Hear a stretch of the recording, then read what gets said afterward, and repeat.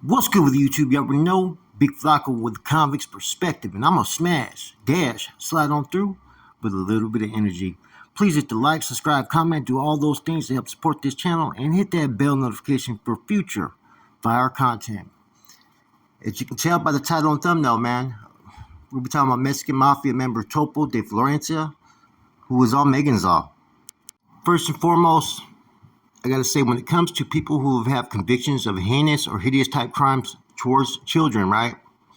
I got no problem putting them as individuals out there, okay? The fact that this guy is a member of a particular organization does not mean I'm taking any shots at that organization, as those are not my intentions. So let me be clear there, because these organizations don't usually tolerate individuals that commit these types of acts or crimes. It's just not acceptable. A lot of times things get swept under the rug when people commit crimes at such a young age. Now, apparently, Topo has convictions for forcible rape, one, and then lewd malicious acts with a minor over the age of 14 years old.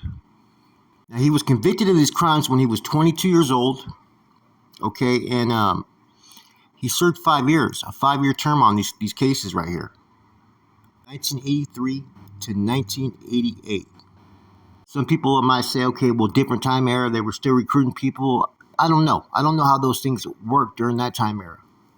I just know how things worked when I hit the system, that charges of this nature were never going to be accepted by any individuals.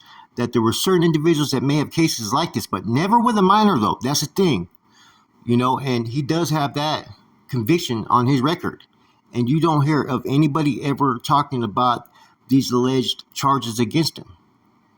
Now, is there something that I'm missing? That why it would be swept under the rug, or why it would be buried deep, or why it was never ever discussed? I don't know. There's a lot of secrets that have occurred within this organization over time, as well as within the NF organization. There's been a lot of stuff that's been secrets over there. Like I've talked before about the dancing bear situation. There were certain familianos that were accused of taking other inmates' manhoods. You know, I've seen that. I've read reports on that. So during the era of like 68 to like early 80s, there's a lot of crimes that people were committing that would not be accepted in today's times. No, anything towards a child would never ever be accepted, period. And that's the unfortunate thing. How was this hidden for so long? Maybe just the rape charge came up. Okay, but here we go. This is on Megaens Law. You guys can all check it out. You guys can even see the black hand that's on his neck. There he goes, man. That's Juan Antonio Garcia. That's about all his different nicknames, right? January 17th, 1961. 5'10", 188 pounds. Prior code rape. Oral copulation with a minor under 14 years old is one of his convictions, guys. He was 22 years old, man. A minor under the age of 14 years old, that was his conviction, as well as a rape case, 261-2. How does this get swept under the rug? How? Favoritism? Money? I don't know. I'm speechless right now. I want to know where's the noise on this. The convictions are there. The charges are there. Right? You know, what narrative are people going to try to spin? Is anybody going to even speak out against this? I guarantee you, man. Like I said, certain statuses, certain ranks, people are afraid to say the truth or speak out against individuals. But the man has a conviction when he was 22 years old. He wasn't that young of a kid, with a charge with forcing a child under the age of 14 years old for oral copulation, as well as he also has another rape charge during that case. Probably the same cases are together. But in any event, man, the charges are there, black and white. A blue devil, haters world. Why don't you do a reaction to this one? You can't blame Gold Toes on this one, can you? Now you got all these podcasters, right? All these rappers down south, right? I pose this question to you. What is your reaction to this, seeing this information? You know, I remember when there was that recording that was on Bozo, right? And I didn't think it was artificial intelligence, but I didn't think it was Bozo either, right? And I said that, you know what I'm saying? But it was sent to me, right? Now this is something totally different.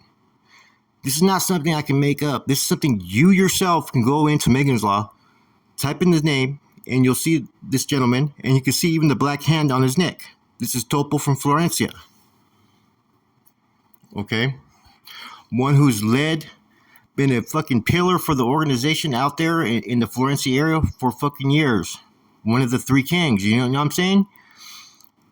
Been that impactful of a member.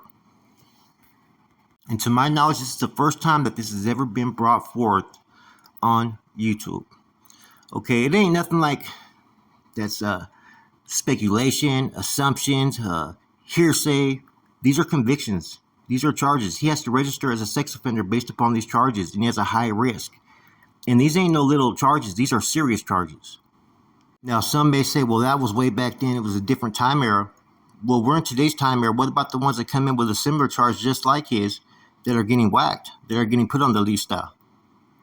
Right? I have no type of remorse for any individual that commits any type of crime towards a child. And he has a conviction for a child under the age of 14 years old. That speaks itself. And I'm not going to be afraid just based upon his status, because his status does not make him as a man. His status is what he's supposed to be a part of. Now, that is a question I have, that why, if he had these series of charges, why was nothing happened to him? It's kind of like the situation with Lil Toto. See, the reason why I heard Lil Toto out before was based upon the fact that he didn't come out on Megaens Law. Okay?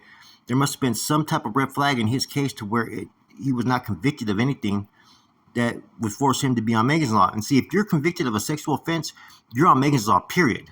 There's no way around that. And so he was cleared for years and investigated, right?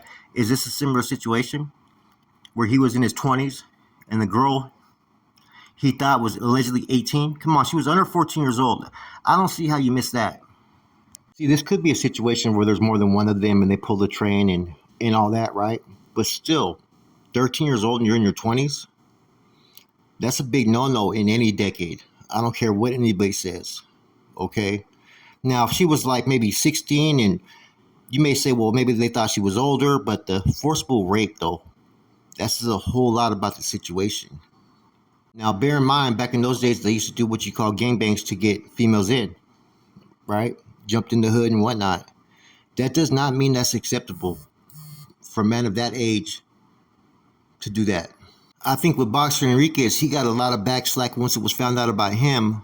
And that female, I think, wasn't even, was over the age of 14, 15. I think she was closer to 16, 17 years old at the time, if I'm not mistaken. Now, what is everybody's opinion on this? You know, is it something that just gets swept under the rug because of who he is? Now, there's been a lot of allegations about people, Southsiders and Meadows and even Carnales and Northerners on that side, right, of certain things that they may have done in their past, right? But there's no proof. There's nothing that's valid or stamps it. This right here is a conviction. Anyways, I'm sure that there's other individuals from all these organizations that even hold leadership positions today that have some questionable charges in their past. And if I hear and see proof, I'm not going to be afraid to put it out there regardless of what group they may belong to. Because this isn't a shot at the group. This is a shot at that individual. Period. And that's where I stand on this. With that said, man, it's all in black and white for you guys to make your determination and for you guys to voice your opinion. But I'm waiting for some of these podcasters from down south, man, you know, that are quick to take shots at certain individuals. Well, what about in their own backyard? What's the reaction to that? With that said, it's your boy Flacco, Convicts Perspectives. Much respect to everybody from up north, down south. Whether you're active or inactive, keep on pushing. Stay positive, man, but be real. And one thing, no matter what, I think we can all agree upon, there's no room for those that commit any type of crime towards any child, period.